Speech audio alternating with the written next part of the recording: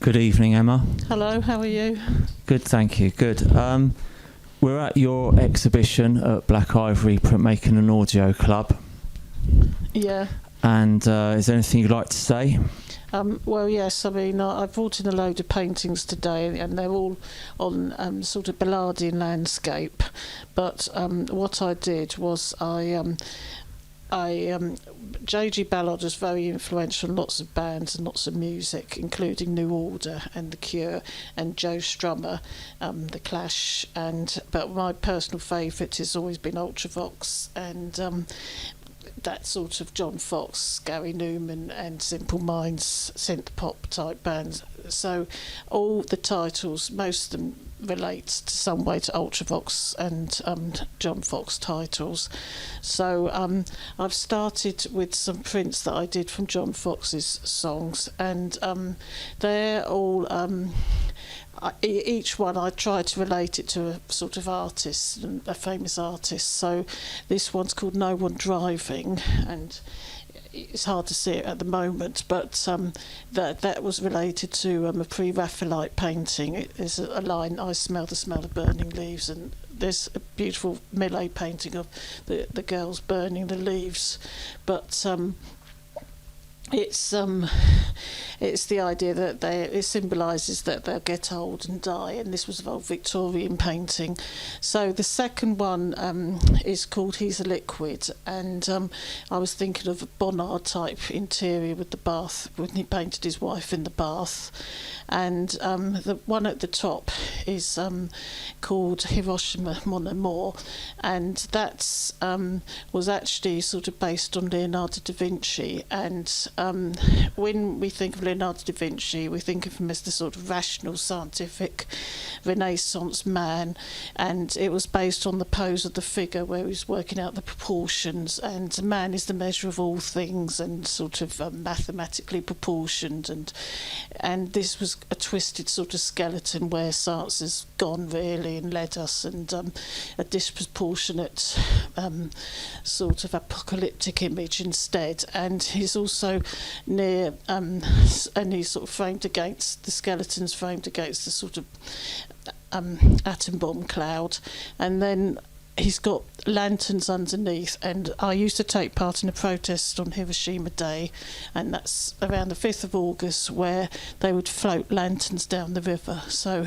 but of course the other one is of course Underpass, which is really, I took the cover of J.G. Ballard's Concrete Island book, and this is a man stranded on a concrete island because there's so much traffic he can't get off it. He has a breakdown in his car, and so it's he literally can't cross the road because there's so much traffic. But it's also a famous song of sort of urban alienation, and I based it on Munch's The Scream, but it's sort of quite dark. It's like a suicide bridge, but instead of the screaming figure, he's got his phone with his mobile phone with his record of his life on it, and it was, rather than the scream, it's the screen, you could say. And then I also did one 20th Century Noise, and that was based on Picasso and the Harlequin painting where he's got the man's got the baby over his shoulder, his beautiful wife's doing her hair in the nude and he's looking at her. But in this painting he's got a Harlequin t-shirt on, and maybe it's an old t-shirt from a sort of rock festival he's been to, and he's wearing his old t-shirt because the baby could be up chucking or being sick down it, and his wife's doing her hair in a bit of a rush and he's looking at the TV. So it was sort of meant to be a take on that picture, a reflection of modern life. So the band REM did a song called Everybody Hurts, where they're all stuck in a traffic jam. Yeah. Do you know if that had any influence from Ballard? I don't. It might have done. I mean, it might have done. But the other one I did was Gary Numan, who was very influenced by John Foxx. When he saw John Foxx, he sort of thought, that's where I want to be at. You know, that's my form of a band I'd like to take. And I did a painting on Gary Numan called, and it was a picture of an owl, and it was very beautiful. It was sort of in the dark, and its wings looked like a sort of ghostly hand against the sky, and really it was sort of like all vertebrates have a pentadactyl limb, so it's like our connection to life on Earth, really. And there's an old disused car behind it, because it was the Gary Numan Flashy Cars video, but I like objects that are sort of left out and become the idea of entropy and rust in the car. So it's an old rusted car this time with the splintered glass windows. So it's a reference to glass. And the song on Savage's latest album, This Is Who You Are, so it's like the owl, this is who, you know, the owl would go hoo sort of thing. So that's the owl in the painting. And there's one story in The Unlimited Dream Company by J.G. Ballard where he's sort of with the vicar, this character, and he sees a fossil of an Archaeopteryx, and he says maybe that was me 100 million years ago or so. So it's sort of this is who you are, about being part of nature, really, and part of the earth. So so that's another one I did. I also did ones based on Ultravox. I work at Oxfam, and I'm quite interested. I mean, obviously Midge is associated with the Live Aid gig with Bob Geldof, and that was subject to a lot of very valid criticism.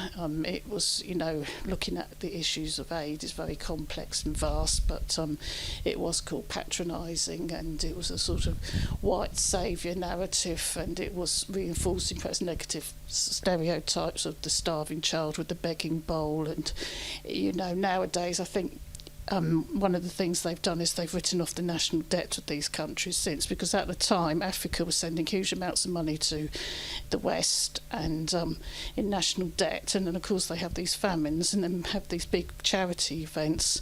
People send millions of pounds back again to Africa. It's just really out of kilter. So since then they've written off the national debt. There's been campaigns on that, and I think at Oxfam they don't use images of starving children, and, you know, they tend to be more about we build worlds and empower people, so we're a bit more sensitive. And of course they were also criticised for not doing enough to promote Ethiopian culture and black music, so they were given a lot of very valid criticisms about it. But so it's dealing with the subject of trade and aid. And Messiah Pepsi Can at Oxfam, Scarlett Johansson was the ambassador for Oxfam, but she lost her job because she did an advert for SodaStream, and SodaStream were involved in settlement building on the West Bank and in the Gaza Strip, which was illegal under international law, so they said it's a conflict of interest. So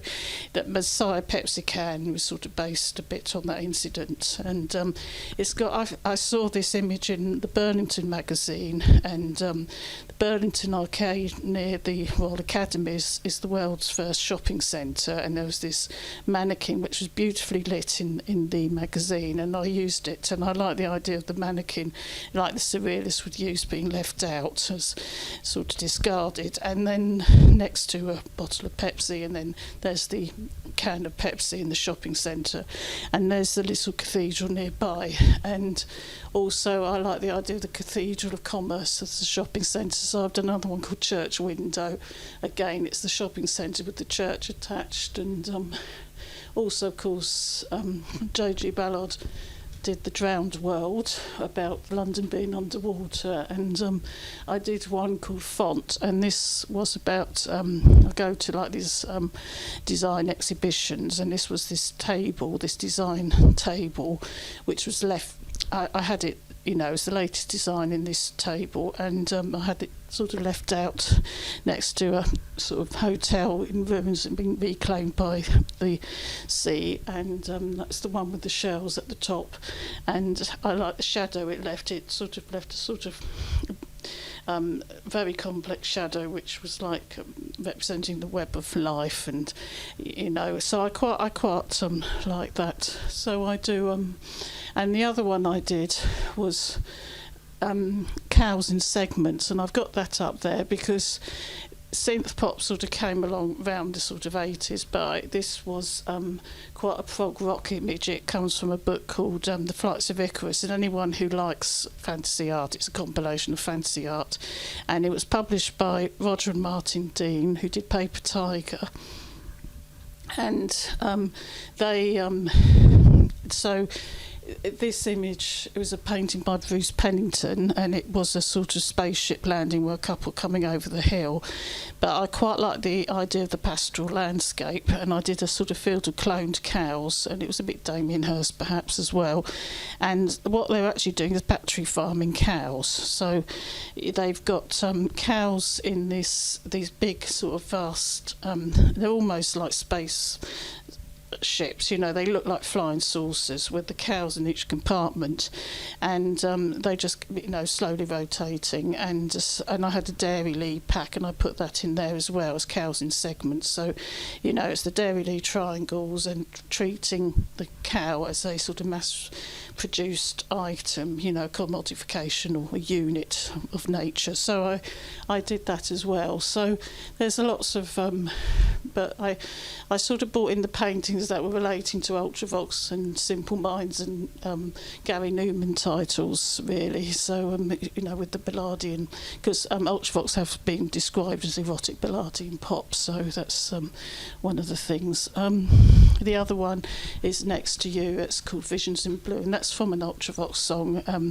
and I sort of did it about Palestine. It was Ashes and Memories Still Aglow, Only for You, Portraits and Pictures You Once Saw, Visions in Blue, Face in the Window in the Night, Caught by a Second by the Light, and Read While the Letters Still Remain, Sip from the Wine of Youth Again. And this was a song that was written a long time before Yitzhak Rabin was assassinated, but I just thought the words were very apt. But I also, it was based on a Richard Hamilton painting, and J.G. Ballard was part of the Independence group with Richard Hamilton, and he did a painting called War Games at the Gulf War, and it's a TV cabinet with the video cassettes, and it was a picture of what was called the sand pit on Newsnight, which was the little model tanks that they used to move around to try and show what was going on in the Gulf War.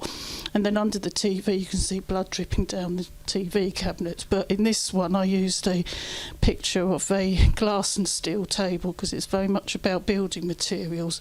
The glass and steel is a very sort of modernist cliche, and the Palestinians can't get building materials, they can't get a license for building materials, and there is an architects group for Palestine, but in the picture it was a reflection on that. But of course Richard Hamilton was very famous for his modernist interiors, and I put a picture of Picasso in his blue period as well, so if you didn't know the song you might get the Picasso reference too. So yeah, there's a lot of paintings up there, so and there's so lots of pictures, and there's also one from the Simple Minds song called Last Chance Guarantee, and that's sort of about migration, and it's from a song called She's a River, She's the Spirit of Creation, She's the Last Chance Guarantee, and it's sort of about London being along the Thames and made up from migrant populations, and at one point it's a bit of artistic license, but you can see the Millennium Wheel reflected in the water, and you wouldn't actually see it from that place along the Thames, it's a bit further down, but it's reflected in the water, and it looks a bit like a wreath to those who have drowned trying to come here. So that's a sort of theme of Western promise as well, about refugees. So I've brought all of the ones in that sort of related to Ultravox, that sort of group of John Foxx and Gary Numan for the exhibition.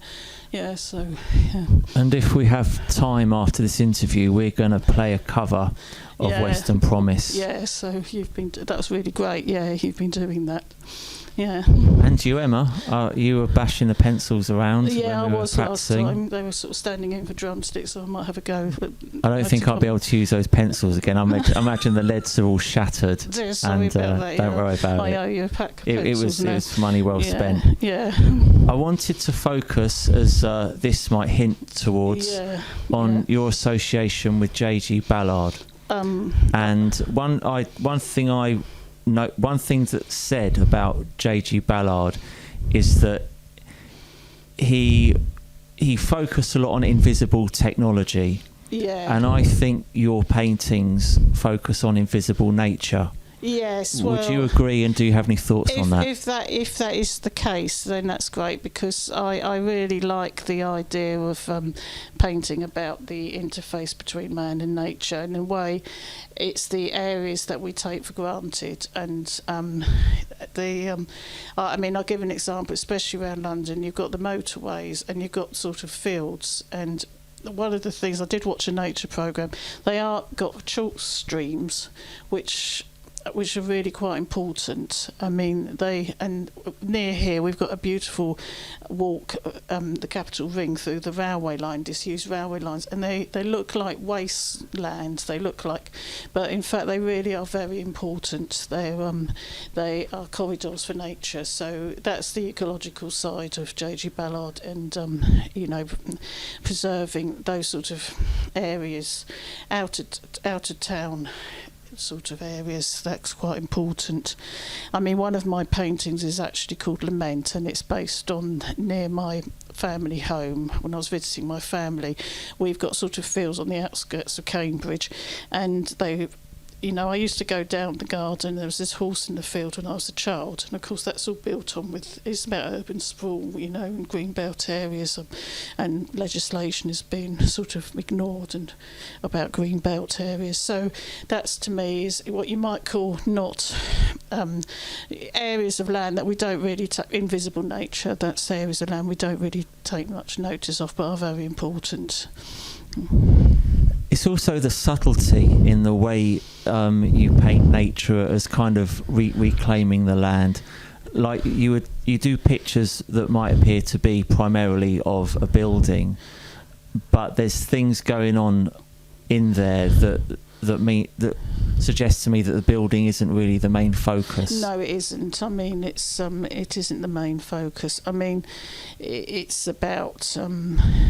I mean, I don't really want to be that type of wildlife artist. Perhaps, you know, there's a beautiful exhibition every year called the Natural Eye at the Mall Gallery, and it used to be like the sort of David Shepherd sort of safari lines, and I think they've now realised more. They've local nature parks are important, and they've got, and really it's a bird painting exhibition more than anything else, all the different species of bird there. So that's the type I like to sort of focus on, local areas, parks, urban nature really, and the buildings are not really, it's more the interface or the interaction with the nature around it, and things like grass verges and things like that are very important. And also, of course, I was going to say about this painting about this sort of hotel that's on the American coastline. It's going underwater. A lot of those areas now, they're even saying that they have to be reclaimed by the sea. They can't save them, you know. They just cannot keep on building more and more flood defences. It comes to a point where the sea levels are going to rise. And also in East Anglia, they are areas of the fens which would naturally be underwater, and they've sort of been claimed back from the sea from Roman times when they dug ditches and drained the fens and the marsh areas, and some of those areas are sort of going back to the sea now. And I've been sailing on the Norfolk Broads, and they've been given over to like wildlife bird reserves now, and some of the drawings of birds were taken at the Natural Eye exhibition from those sort of marsh areas, the Wash, that sort of area. Now they're being given, you know, I think, you know, with global warming. So, but The Drowned World was by J.G. Ballard, and it was about London underwater. That was a, you know, incredible, fantastic book. So. Yeah. There's something J.G. Ballard was describing his youth in Shanghai, and he saw tower blocks that had been blasted, but they weren't totally destroyed, so you could see inside people's apartment buildings from outside. And I think that had quite an impression on him, where that facade of reality is broken down. And again, this is something that reminds me of your paintings. Well, I mean that one, and it's almost like looking inside. It's almost like a dissection of a shopping centre. I mean, it's looking inside the shopping centre. But I have seen other artworks where they sort of like a block of flats, and there's a dissection of a block of flats, and you can see inside people's rooms. But the thing about J.G. Ballard, he was born in he was in Shanghai, and his family were very, very wealthy, and they lived in a sort of English expat area, but there were different areas. There was a French expat area and an Americans expat area, and he, they were taken in turns in a Shanghai prisoner of war camp, and the film Empire of the Sun is obviously made by Steven Spielberg about that. So he really saw civilization sort of at a young age sort of breaking down around him. And I've also put a painting, High Rise is a book. It's about a dysfunctional tower block, and it's sort of like a metaphor of the strata of society. So you've got the wealthy at the top, who's the architect who's designed the whole building, then the lights keep going out, and then you've got the more middle class people in the middle, and then you've got the poorer people, the lower class people at the bottom. And there's a doctor who lives there, and he's sort of prescribing antidepressants for people, and it's about a dysfunctional tower block, but it's a sort of metaphor for class, war and society, and obviously that's in the film with Tom Hiddleston in as well. So have you read Lord of the Flies? Yes, I have. Did you see J.G. Ballard's High Rise as being in any way similar to that? Well, really it was much more to do with the buildings. It was to do with brutalist architecture. I didn't really see it as that. I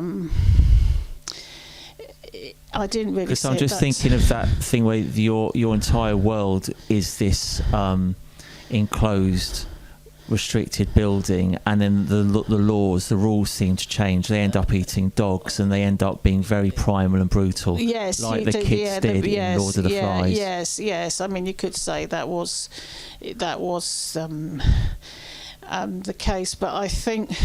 And it's kind of total loss of perspective based by this constant surrounding. I don't know if that. Yes, it is. Yeah, I mean, I think there is quite a lot of connection there. Yes, and I wanted to get your thoughts on a few things when I was thinking about your work in relation to Ballard, and really how you came into science fiction in general. Because I know you're a big fan of Isaac Asimov and some of the other. I haven't read that much of him. I do like science fiction, but J.G. Ballard is my favourite SF writer. Yeah, there are kind of people who don't take sci-fi seriously. They just think it's just recreation escapism for sort of nerds. Yeah.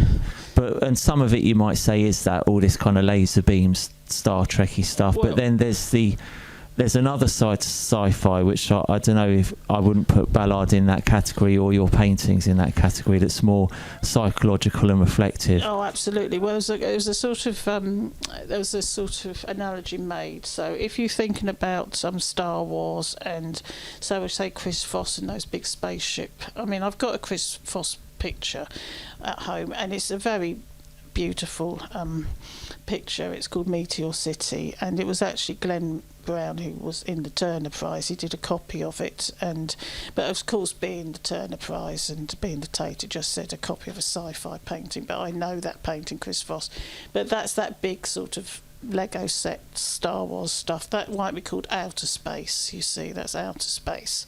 But then there's sort of more dystopian, psychological, what you might call, and they had a word for inner space sci-fi. So this Ballard's very much inner space, and really the stories he writes aren't necessarily science fiction. They could be like happening, I think they use the phrase 20 minutes into the future, very I think it's 5 minutes. 5 minutes or something like that. I mean, it's the other thing I did do a recent picture, and this one, because I thought it looked quite Ballardian and it's of the Sky Pool. That's a block of flats in London where they've actually got the sky, pool in the sky for the wealthy, and it's called Right Above Our Heads, and it was from a picture from the Eye newspaper, and it was criticising it for being a tawdry bauble or something. But it's so that's another one I just put there. It had a sort of high-rise feel to it. I did that quite recently. I suppose people clump together cyberpunk and steampunk a lot. Steampunk being sort of Victorian futurism and cyberpunk being maybe more recent futurism. Are either of those movements influential to you? Well, I do like actually steampunk because I have seen Andrew O'Neill at Comedy Night, and he's actually met Ballard himself. He likes Ballard too. I mean, I quite like steampunk, but and of course cyberpunk, it was Blade Runner, and on DeviantArt they actually had quite a lot of, when the Blade Runner, I loved the Blade Runner film, and when that came out there was quite a lot of DeviantArt Blade Runner scenes on that. Yeah. Would your work fit in that genre at all? Cyberpunk, Blade Runner, maybe even Matrix, that kind of stuff? I think I'm more of a I do love Blade Runner, and I love, because that has that sense of because so much sci-fi is very flashy, and as I say, it's all very flashy, flashy spaceships, and it does have this wonderful sense of a city in decay and entropy in the future, and I like to have that in my paintings. I think that's something I try to have in my pictures. That's what I thought as well, because when I was thinking about it, I didn't really see much steampunk in you, but I thought you were more the cyberpunk side, that less ornate, decorative. You're sort of more I don't want to say anything negative about steampunk, but it just seems to me to be more of a fashion thing. Well, I mean, no, I do like steampunk. I have seen the Men That Would Not Be Blamed for Nothing. I've gone to some of those gigs. I do like steampunk. I like them both really, but I think I'd like to be more naturalistic. I mean, anyway, I don't necessarily do. But I have the only sci-fi landscapes I've done is Small Black Flowers That Grow in the Sky, which was something that was actually a Manic Street Preachers sci-fi art. I mean, it's a genre in itself, perhaps. But I just, I don't necessarily want to do. I love science fiction paintings, though. But the one that I took, Children of Tomorrow, because it was about cloning the cows, but they're called Children of Tomorrow. The couple, obviously the next species to be cloned might very well be us, so it was to do with frightening prospects of cloning as well. So I sort of like Are themes of institutionalisation pertinent to your work? I think so. You see, the one thing you were saying about Lord of the Flies, you see, and well, firstly, there's been actually quite an argument about this, but because somebody said there was a real type of Lord of the Flies experience, and rather than the boys were stranded on an island, but rather than turning to sort of fighting savagery, they actually were quite civilised and ordered, and it didn't in real life. I heard that. Yeah, so there was that was sort of. But the thing I think Ballard realises most of all is that people just get habituated. I think that's the thing to any city. After a while, we're creatures of habit. So, in a way, in being in the prison of war camp, I mean, his mother, she just kept reading Jane Austen novels, so she obviously just stayed in the little family unit in the camp, and she just kept on. I think she just wanted pure escapism. And you see, that was pure escapism, doing that really. I mean, she just didn't, and she just kept reading the same books over and over again. She just wanted to be taken to another world, really, perhaps. And and people just, he actually, he got quite. I think people just get used to, they just start to, I mean, that's adapt to anything really. I mean, we're adaptable, we've evolved to be as adaptable as a species, and people, it's more to do with habituation really, and how, you get used to things, and you just deal with it really, I think, so. Well, I heard that after the war, people did actually stay on in the camp. I mean, you had quite fond memories of that time. Well, the funny thing is, in the drowned world, you see, see, because it's London underwater, and somebody actually comes along and drains it, so you can see all the buildings have been drained, but the main protagonist in the story remembers it all from his childhood, from being underwater, and he just doesn't like it being drained. He just is, he remembers what he was used to from his childhood, his childhood memories. So he really doesn't like it. He haven't really achieved anything by draining it. And the thing is I sort of think. One of the things I like to do is phrase romantic ruins of the future, of places that are underwater in the future. So I sort of get like pictures of, I got the picture of the hotel and sort of make it look underwater, but it's a romantic ruin of the future perhaps, and I've done that with another picture of a Spanish hotel, but it's not here, so yeah.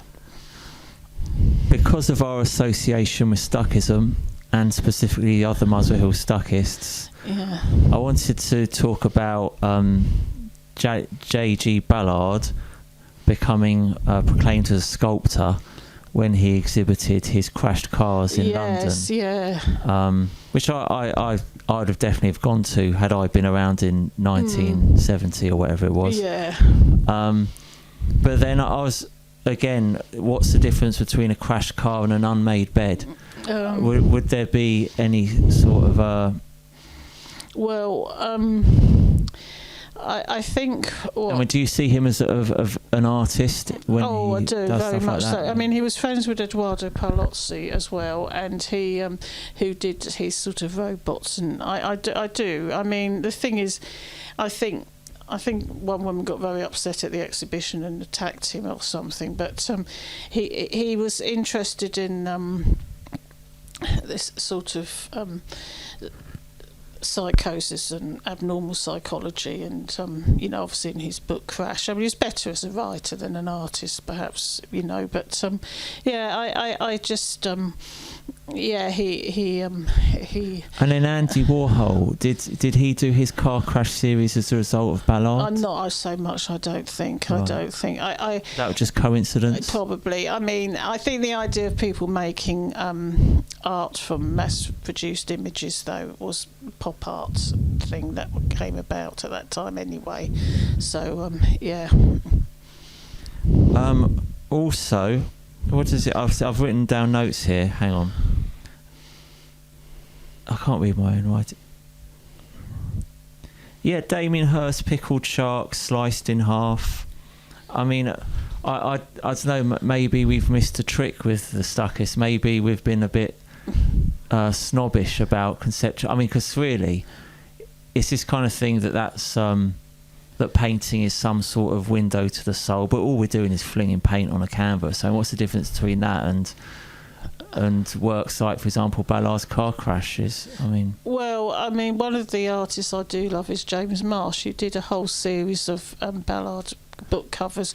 I think there is a difference between painting, and the other thing is, when I'm saying about the drowned world, or it's still very much to me anyway, the romantic landscape tradition, Turner, William Blake, even Palmer, the pastoral tradition. I don't see it's quite the same thing at all as I think there's still that sort of beauty of the romantic landscape in Ballard a lot. You can't really just say, you can't read Ballard and then just come up with a pickled shark or something. It's not quite the same thing at all, I don't think.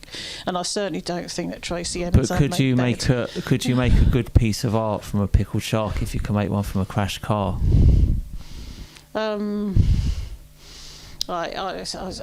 don't think. Well, I think perhaps to me it's like when he looks at the Archaeopteryx fossil. It's the beauty and complexity of life on Earth. His book's called Miracles of Life. We should be trying to paint what he describes, if anything, I think. And also, I don't think that Tracey Emin's bed. she looked at the bed sheets on her bed and she said this look, and then she compared it to a Turner painting. Looks like the waves in the Turner painting, but I don't really see it. So no, I think there's a lot of generally the surrealist paintings come from Ballard, and and there's Yeah, so I Dick French is one that I really like as well. He did a painting. I mean, it's in the Flights of Icarus, called Round the Bend, and it's a sort of ecological painting, and you can see it's from Ballard. I mean, I think the music he inspired, and the music, was, I mean, Ballard is like a song, isn't a ballad? So, yeah, it's just, I mean, I don't really see it. Do you think he inspired the music or just the lyrics? Well, I think he said he's a very lyrical writer anyway, and it's like jazz. I mean, one review said that, and it's a very lyrical writer anyway. So, yeah, it's yeah. Also, are you familiar with Jimmy Cauty's dystopian riot scenes and his we saw tower blocks? I mean, the tower block and high rise has an obvious connection. Has he read Ballard at all? I don't know. No, I mean Jimmy Cauty, yeah. Because some of Jimmy Cauty's work I find to be very interesting, and I do find it to.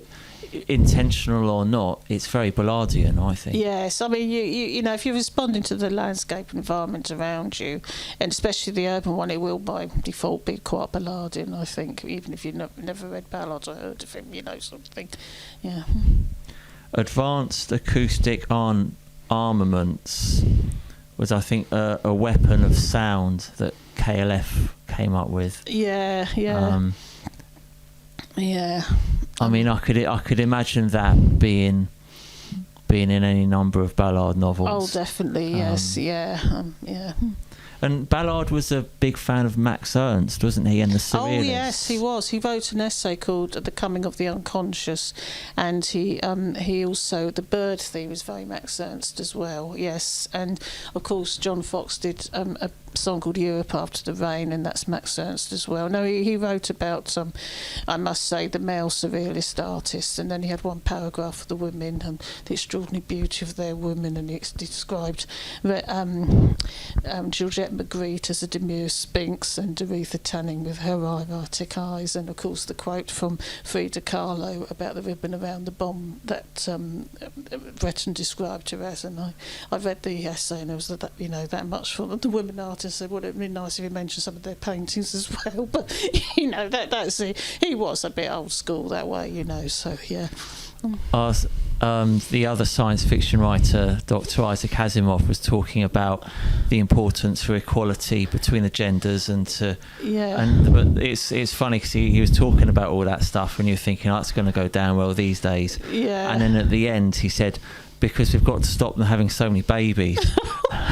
Yes, by population. Well, that's the other thing too. I mean, they do say educate women, and they tend to have less children. And rising living standard means that women tend to have less children, and of course, overpopulation is a problem for the planet. I mean, another thing I did do with because I was talking about in the book Miracles of Life about his experiences in Shanghai, and he said that because they had different expat areas, you could actually use the dollar, you could use sterling, you could use the yen, or you could use francs, different currency. But he said the real currency, because his mother was quite wealthy and socialite, and with her bridge clubs was a gin, bridge and adultery, and they all drank gin all day quite a lot. And so one thing I did do was that I was finished that painting called This Is Who You Are, and I had a bottle of gold flake gin, and I sort of had a glass, and I looked at the gold flakes, and I took some out, and I was practicing that sort of gold fold, and I put them in the stars in the picture. But another old name for gin is Mother's Ruin, so it's a sort of in the stars, but it was also like, our Mother Earth could be ruined. It was a sort of pun on that as well. So, yeah, that's another thing I did. I'm just going to mention more similarities between Jimmy Cauty and J.G. Ballard. Yeah. Here's something I thought was Ballardian. Aftermath dislocation principle. Particularly the word dislocation. Oh yes, I mean psychological dislocation, and just this paper thin facade we're surrounding ourselves with. Yeah. And just the readiness to be psychologically prepared for this kind of dislocation from what we think is so secure. Well, John Foxx, Ultravox, did a song called Dislocation. Yes, that's psychological. Yes, dislocation. Because people write about Ballard being focused on isolation, but I don't think so. I mean, I think that even with his mindset, being on your own means you're very much part of this whole sort of circuitry where we've got on planet Earth. It's not. It's totally unisolation. Yes. But the fear of dislocation from it is something I can kind of empathise with. Yeah. Live, work, die units. I thought that's quite funny. Yes, And again, from high rise, obviously, that would be a connection. Yes. I enjoyed it. I spent about 20 minutes looking at Jimmy Cauty's website, just picking out Ballardian phrases. Yes. Just little sentences here and there. Here's one that was on a video that I imagine. Was it? Hang on, I can't read this. Decimated by human failure. And I see that as being the Black Ivory Printmaking and Audio Club. How we're quite a shabby outfit. And it's because of human failure that we've been this dilapidated and neglected by contemporary art failing to recognise how good we are. Yeah. Okay, next section in our interview. Terrorist novel.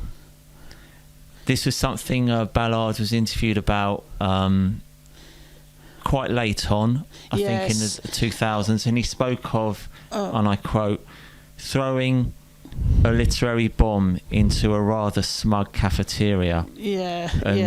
I think he was defending himself, maybe like people think Crash, for example, is offensive and negative, and saying, well, there is value in just shaking things up a bit. And again, I kind of relate this to art and what we would like to be a part of. One of the things that happened was, I mean, obviously the Daily Mail and the Daily Express banned this film, and then certain local councils wouldn't show the film, and it also had scenes of sex with disabled people. And nowadays, I mean, it was really quite, disgusting sex. We talk about the film Crash or sex with disabled people, but nowadays, I mean, we've got disability rights, and we would see disabled people as being should be having a normal sex life like anybody else as best as possible, but to them that was appalling. And I haven't seen or read Crash. So sex, I mean, why shouldn't disabled people, what's so repulsive about disabled people having sex? Exactly. I mean, is it just that they don't look good? Is that their I don't know. The Daily Mail was just really reactionary and nasty about it, but it was made by David They're too ugly. Are they too ugly to be looked at? Is that what it is? And of course, I think it was Rosanna Arquette playing the part, so she's not exactly ugly, is she? I mean, but the fact is that it was just. But he was good friends with Cronenberg, David Cronenberg, the film director, as well. So, it's quite typical that the people who react to things that aren't offensive and call them offensive in the way they do it are being so blatantly offensive. I mean, if I was disabled, I wouldn't take offence at Crash. I would take offence at the idea that watching me have sex is so disgusting. Yes, I mean, that's it. I mean, it was. I mean, nowadays we hopefully have a much better attitude, but that's right. Yeah. So, and the other thing about terror in Millennium People, there is a terrorist bomb, but actually the main protagonist deflects it, but it's more to do with how far would you go in a I mean, it's the whole area is sort of under siege, and they've all protesting about in this marina area, and they're literally they're cutting off their water, and they're sort of, this is a way of you can't get through the day without a coffee and a shower sort of type of thing. All the things that you're used to, he's sort of saying this is their way of attacking, but it's how far people, because you get sort of inside that world a little bit, is how far some people would go. And of course, I think Damien Hirst actually said that terrorism is a form of performance art. So so that's I don't think Ballard also spoke about violence in general. Yeah. Again, you always hear people talk about violence as something, particularly men, do need to get out their system. Yeah. But Ballard was talking about getting violence into your system as something to sharpen the senses, give you some moral perspective, something that's needed, that is missing from society today, is this absorption of violence. I don't know if that's something you have any thoughts on. Yeah, I mean, the thing is that I think he realises that we can't pretend not to be animals at the end of the day. We can't pretend that we're always... It's a civilised veneer that we have, and then it kind of goes, you know. It's a veneer, really. That do you think that's true, again, relating it back to art, that you do have ugly raw artists being sort of dismissed because they're not on brand, they're not a consistent one-trick pony artist that the establishment can sell? Yeah, well, I mean, Paul Nash was definitely like that. I mean, he worked as a war artist in the First World War, but because his paintings of the trenches did show the horrors of war, they wanted something more sort of patriotic and glorious. So Paul Nash definitely was an example of that. All right, so we've spoken about Ballard. We've spoken about everything I had on my sheet of paper. Is there anything you'd like to say that I failed to ask you about? No, I think not really, but I would like to sort of perhaps bring the camera around. I can just show people, you know, for the video, for the actual pictures I'm talking about, because it's hard to see from here. So for the next section of this video, Emma's going to show us around her pictures. Oh, there is one thing I'd like to say that Ballard said, which I think was very vital. It was an interview, and I mean, he's generally seen as this ecological writer, you know, and there was an interview where they had the guy with the Save the Earth T-shirt on, and he said, you know, you're not going to save the earth. He said the earth will save itself. You know, the one species that's endangering itself is ours, really, more than anything else. So that is one thing I would like. What great thing that Ballard said. So yeah, if I was planet Earth, I would be thinking the sooner these humans get extinct, the better. We are. I mean, save the earth is a joke. Well, yes, he said you are not going to save the earth. He said, you know, the earth will save itself. It's been around a lot longer than us. It's just how it reacts to the way, you know, we carry on. It's our own species is really endangering itself. That would the most, yeah. So, here's a fun fact I just want to get in. You talked about the banning of Crash. Yeah. Now, I heard from Ballard that was 1996. Yeah. And at the time, the Tories were not doing very well, and they kind of knew Blair was going to come in and take over. Yeah. I and mean, he thinks had that film not been made at that particular time, there wouldn't have been such a big crackdown on it. I think it's the usual Tory thing, is they're not doing very well. They like to create a sort of moral panic type thing, or deflect. That's what Ballard reckons, yeah. Yeah, I mean, they always do that, yeah, sort of, yeah. And for and then Emma and I are going to play a cover of an Ultravox song, which is linked to J.G. Ballard, called Western Promise. Yeah. So stay tuned for the next part of our show. Yeah, yeah.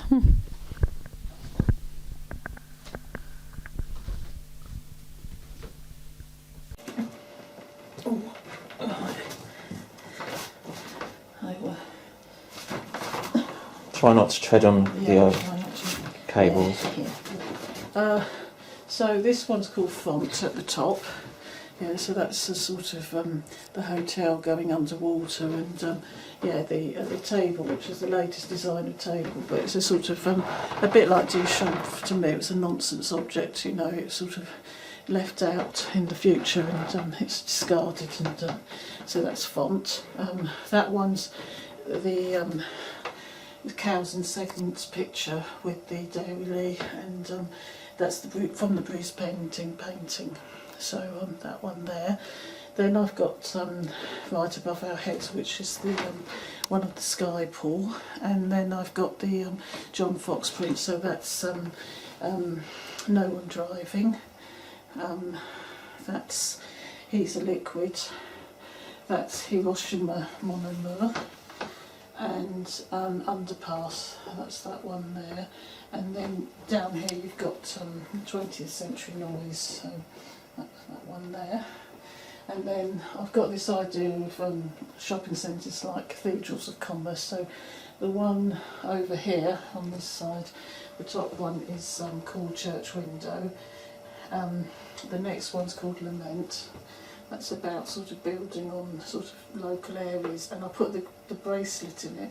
But I just want to say a little bit more, because actually I got part of that from a magazine called Red Pepper, and it was about Palestine. And again, it had a ruined cinema, and they had a picture of this in the the window of this Palestinian actress who was quite glamorous, and they said that the cinema was thriving before, and it's just, you couldn't get more Ballardian with the ruined cinema and the sort of post of the old star movie actress in the window, and it was sort of like Elizabeth Taylor. So so it's sort of, it was also a reference to glamour and the bracelet, but it's also the daisies. It's a pun again on the old word for daisy was day's eye. So it's about what we witness or saw in our day. So so although it's about waste ground being built on near my home, it's sort of linked to Palestine. It's called Lament. It's from the Lament Ultravox album, so that was taken from there. And also it was a phase of psychogeography that Joe Strummer used as well. So about places we remember. So that was another aspect to it. So the one underneath that one, so that's Lament at the top. That one. Then the one underneath is that's the Simple Minds Last Chance Guarantee. The one underneath that is Messiah Pepsi Can. So then that one's next to it. This one is called The Ghost of Mindless Consumerism, and that was sort of linked to the mannequin figure. That was left at the mannequin figure, and then you've got This Is Who You Are. With Gary Numan, and then the one at the bottom there, that's again Visions in Blue. That's the perhaps you could just take a picture of that as well, just so you can see which paintings I'm talking about. And that was based on Richard Hamilton, who was also founding J.G. Ballard as well in the Independence group. So that's a quick sort of tour of the exhibition. Yeah.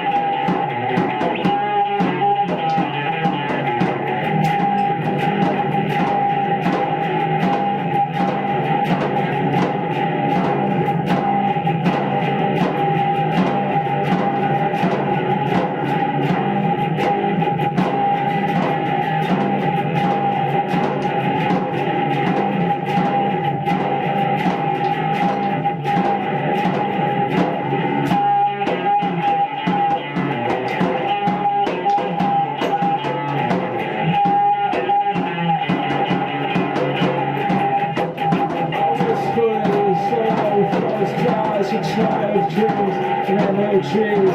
Noble gardens, old world charms, strange culture, torn and scarred.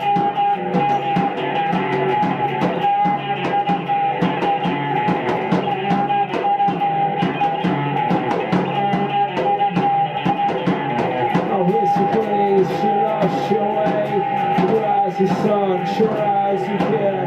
Today the world is out her hand and floats its hope to a fallen land.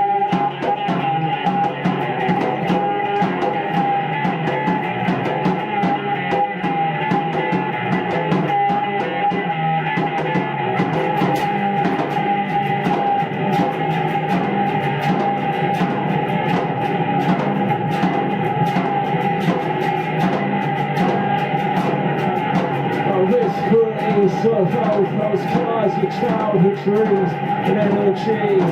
Leopard gardens, old world charm and ancient culture, torn and scarred. This breeze shall last your way. The rising sun shall rise again. Western world gives out her hand and victors held to your fallen land.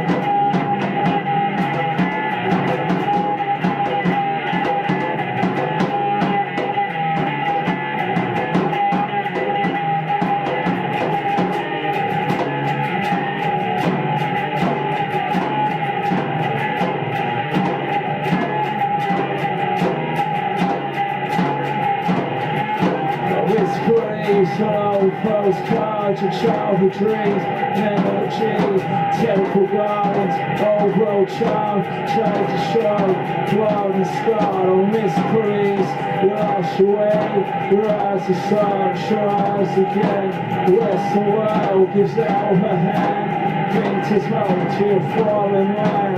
Risk quarries and old postcards, your childhood dreams and energies, temple gardens, old world charm, nature culture, torn and scarred.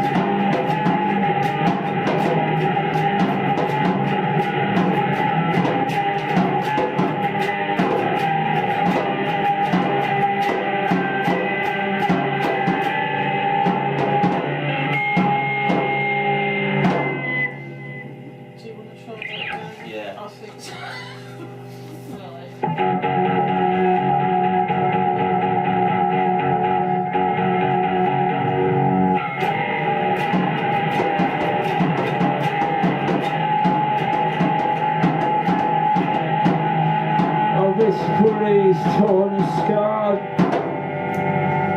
your childhood dreams and energies, temple gardens, old world charms, ancient culture, torn and scarred.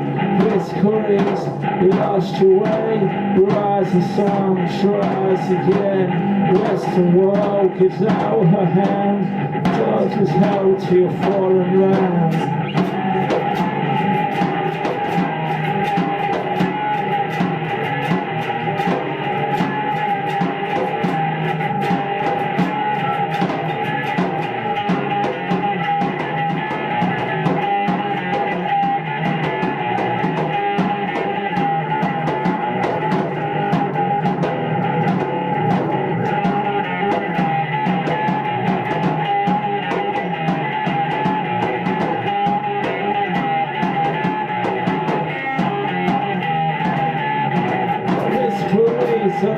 Postcards and childhood dreams and energies, temple gardens, old world charm, nature culture, torn and scarred. This quarries, you lost your way, the rising sun rise again. Western world gives out her hand, victors held to a fallen land.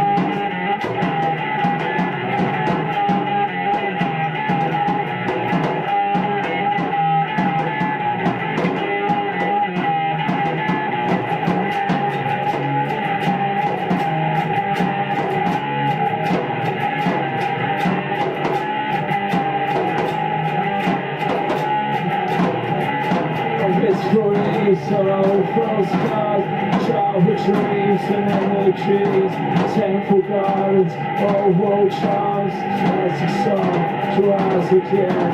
This police shall wash away your eyes will start to rise again. Nature world gives out her hand, the victor's held to your fallen land.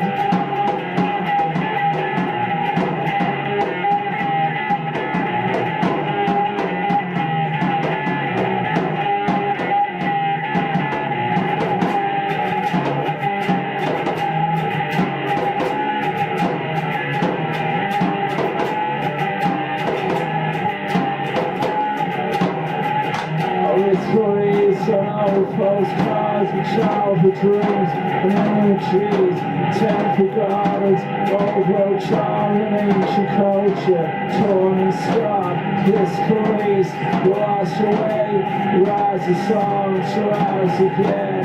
Yes, the world gives out her hand, left his home to a foreign land.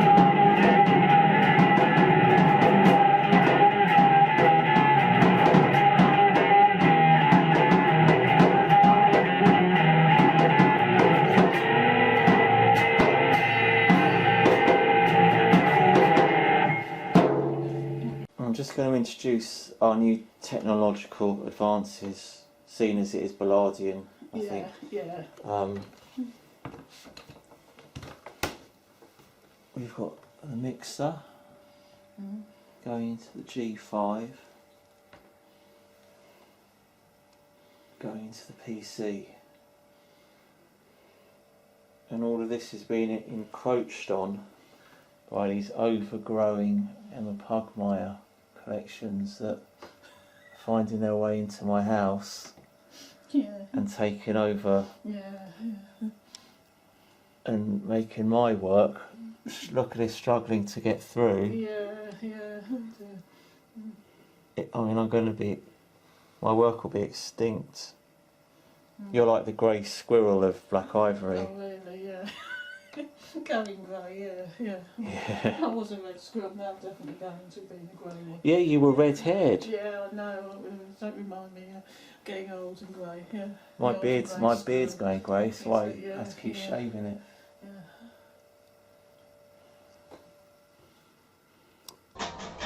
With your boat, leg I feel like I lost my head. With your boat, leg I feel like I lost my head.